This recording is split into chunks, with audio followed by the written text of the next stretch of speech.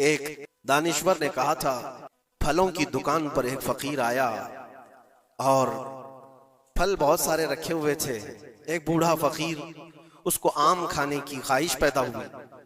اس نے دکان والے سے کہا کہ مجھے اللہ کے نام پر کچھ دے دو.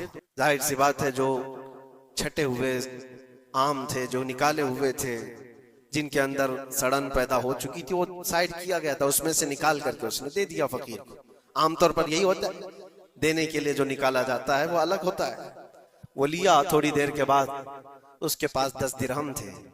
وہ فقیر آیا اور کہا 10 درہم ہے، اس کے مجھے آم چاہیے، یہ پیسوں کے اچھے آم تھے.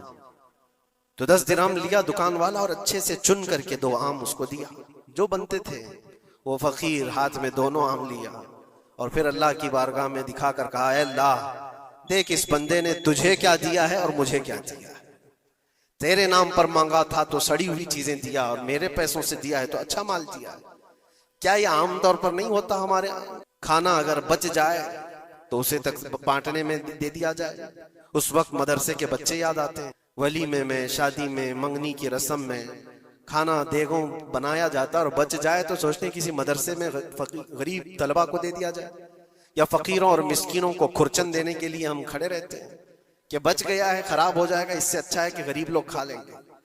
ایسا کیوں نہیں ہوتا کہ جب دیگ پک کر تیار ہو جائے تو اس کا اوپر والا پہلا کھانا فقراء کو دے دیا جائے، کیونکہ وہ اللہ کے نام پر دیا جا رہا ہے. ہمارے اپنے کھانے سے پہلے غربا اور مساکین کا خیال کر لیا جائے.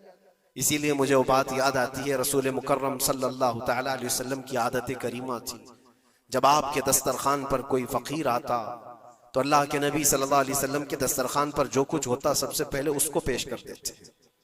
حضور پاک صلی اللہ علیہ وسلم رمضان کے مہینے میں دسترخوان پر بیٹھے ہوئے ہیں.